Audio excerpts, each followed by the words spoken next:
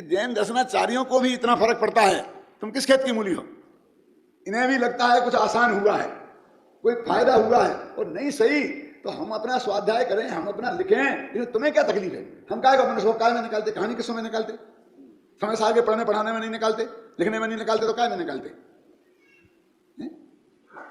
हम अपने शुद्धि के लिए, उपयोग की शुद्धि के लिए भी तो काम कर सकते हैं। हमने 15 वर्ष इस समय सार के में लगाए। समय सार से शुरू किया था मालूम 51-52 में, 91 में, और अभी समाप्त हुआ 11 साल में। और फिर ये लिखा, फिर समय सार का सार लिखा, ख्याल में आई ना। प्रयोजन रत्ना के दादा ने लिखे, अनुवाद करे, तो 5000 पेज संपादन करने के नाम पे बे पढ़े। मैं उन संपादकों में से नहीं हूं कि एक अक्षर नहीं पढ़ा और नाम ठोक दिया अपने संपादक का। मेरे को एक पेज पढ़ने को नहीं मिलेगा, उसका एक पेज पूरे पढ़ लूंगा तो मेरा नाम कोई संपादक में नहीं डाल सकता। नहीं, मेरा नाम नहीं डाल, मुझे कहा तुमने पढ़ने को दिया। अभी अभी मेरे पास दिल्ली से आई फोन कि दादा आपका नाम प्राकृत विद्या में संपादक में जा रहा है, चल रहा है, समय सार विशेषांक छप रहा है, और आपको एक संपादकीय लिखना है। मैं तुमने 2 लेख मंगाए थे, निमित्त उपादान और निश्चय व्यवहार में मैंने भेज दिए, तो उनमें से एक हम संपादकीय में दे रहे हैं।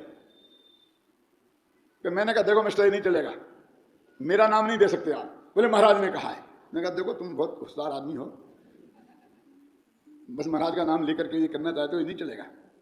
नहीं नहीं सर, आप आगे तलाश लो। तो मैंने कहा एक एक अक्षर पूरा मैटर भेजो, भेजा यहाँ भेजो। मैं आदि से अंत तक एक एक मैटर उसका देखूंगा, तब मैं अपना नाम उसमें डालने दूंगा, नहीं तो मैं अपना नाम उसमें नहीं डालना।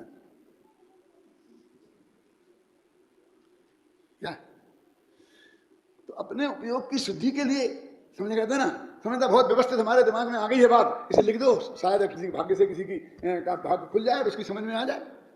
लेकिन मैं आपसे बात पूछता हूं कि यदि बिल्कुल अनुपयोगी है तो आप नहीं पढ़ो, इसके लिए आप स्वतंत्र है ना, इससे क्या तकलीफ होगी आपको या किसी देश वाले को, किसी को क्या तकलीफ होगी।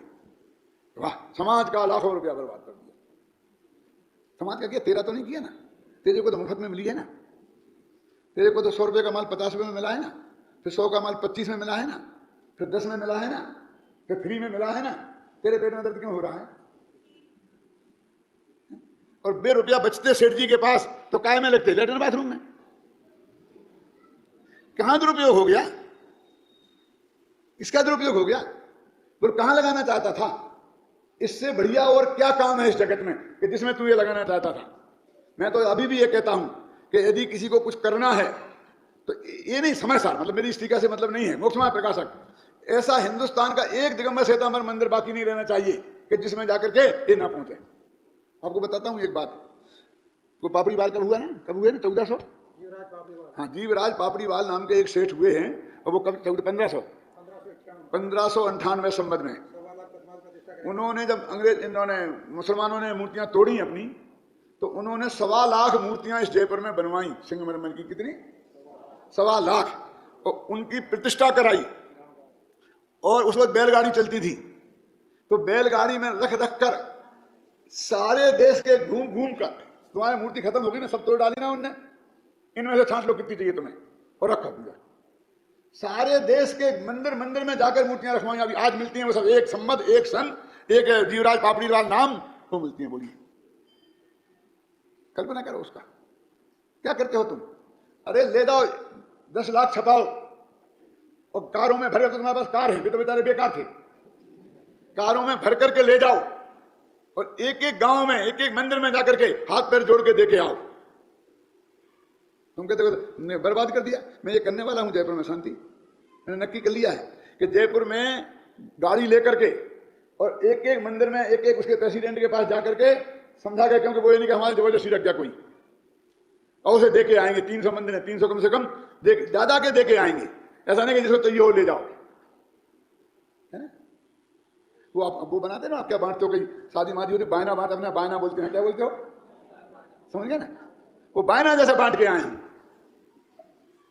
और हमें बांटने, किताब बांटने वाले भी मिलेंगे, और बांटने वाले विद्यार्थी भी मिलेंगे, और हम भी मिलेंगे, और गाड़ी भी मिलेगी, और बांट के आएंगे। पढ़ने वाले भी मिलेंगे, क्यों नहीं मिलेंगे पढ़ने वाले? अरे कोई पढ़ने वाले गली गली में पैदा हो गए, इसलिए तो हमें ऐसा भाव आ रहा है। बुढ़े फरमाते थे ना। एक बात कह के समाप्त करता हूं। अभिज्ञान शाकुंतल में, शांति पढ़ा है कि नहीं, उसमें एक ऐसा वर्णन आता है कि महाराजा दुष्यंत थे ना, तो वे शिकार खेलने जंगल में गए थे। वो जंगल में गए थे, उन्होंने वहां शकुंतला को देखा तो उस पर वो मोहित हो गए। मोहित हो गए तो पता लगाओगे किसकी लड़की है, तो लगाया कि ये कण्व ऋषि की लड़की है, माने ब्राह्मण की लड़की है। और उनके शास्त्रों में ये लिखा है कि ब्राह्मण की लड़की को क्षत्रिय नहीं ले सकता, क्षत्रिय की लड़की को ब्राह्मण ले सकता है, ख्याल है ना। क्षत्रिय ले सकता है, क्षत्रिय की, वैश्य की और शूद्र की, तीनों को, लेकिन ब्राह्मण की लड़की को नहीं ले सकता। तो उनका ये ब्राह्मण की लड़की है और मैं क्षत्रिय हूं और मेरा मन इस पर चला गया। वो सोचता है कि अब ये तो बात बेकार होगी, कि नहीं नहीं ये नहीं हो सकता। वहां कालिदास ने लिखा कि वो कहता है कि मेरा मन इस पे गया है तो ये गारंटी से क्षत्रिय की लड़की है, ब्राह्मण की हो ही नहीं सकती। जाओ पूछो, उस ऋषि से जाके पूछो, कण्व ऋषि से, उसकी बेटी है क्या ये? क्यों मैं कहता हूं ना, उसमें तो क्या लगा, महापुरुषों का मन अस्थान में नहीं जाता। अस्थान समझ गए ना, कि जो बात नहीं हो, यानी ये मेरे योग्य नहीं होती तो मेरा मन इस पर जाता ही नहीं।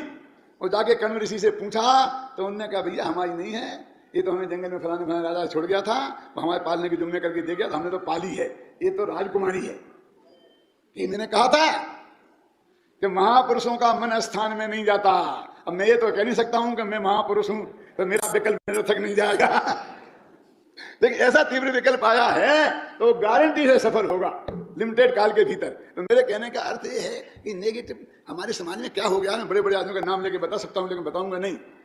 अब शास्त्र की जरूरत नहीं है, घर घर में बहुत रखे हैं, अब कहां रखें, कौन पढ़ता है?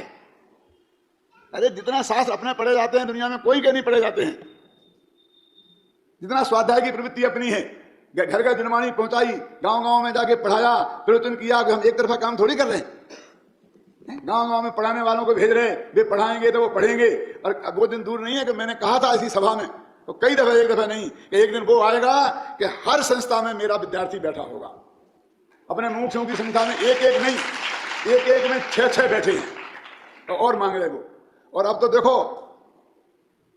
बेंगलोर से महाराज की मांग आई कि हमें पढ़ाने विद्वान भेजो, और हमने अपने एक विद्यार्थी जिसका भी पुरस्कार दिया ना, दादाजी ले गए, मुझे आ रहा था दादाजी को दादाजी पुरस्कार दे रहे हैं, क्या है? वो विद्यार्थी उन्हें पढ़ाने गया और कमाल पैदा हो रहा है, सब खुश हैं। तरुण सागर भी बैठते हैं कभी कभी, वो भी पढ़ते हैं समय साल। अबे न मालूम इन आंखों को और क्या क्या देखना है, समझ में है ना। अभी उन सब में पहुंचेंगे हम, सब पढ़ेंगे। एक दफे मैंने कहा था, याद है सबको, कि समय सार पढ़ना होगा तो कान्जी स्वामी की शरण में आना ही पड़ेगा। क्यों? स्वतंत्र रत्ना करके बिना समय सार कैसे समझेगा? बताओ कैसे समझेगा? बताओ मुझे उपाय है, बताओ। संस्कृत प्राकृत से तो कोई समझते नहीं है। और जतिन छाबड़ा की टीका भी बहुत पुरानी हो गई, अब उसके हिंदी बात, हिंदी के हिंदी, हिंदी के हिंदी हो रहे, जगह जगह जगह जगह कर रहे, हो रहे कि नहीं हो रहे? अन्यथा शरणम नास्ति ममेव शरणम तमेव नहीं। कोई यदि समय सार को समझना होगा तो गुरुदेव तो चले गए, लेकिन अभी हम जिंदा हैं, हमारे पास आना पड़ेगा। विद्यानंद जी ने भरी सभा में ये बात कही, कैसेट में है, कि मुझे समय सार सुनने का भाव आया तो मैंने सोचा कि आज हिंदुस्तान में यदि समय सार का कोई विशेषज्ञ है तो डॉक्टर भारेल है, इसलिए मैं आपको कहता हूं कि मुझे 8 दिन समय सार सुनाओ। और नहीं समय सार समझना हो तो अनंत काल तक संसार में रखना हो तो रख लो, क्योंकि संसार से पार होने का उपाय तो इस समय सार में बताया।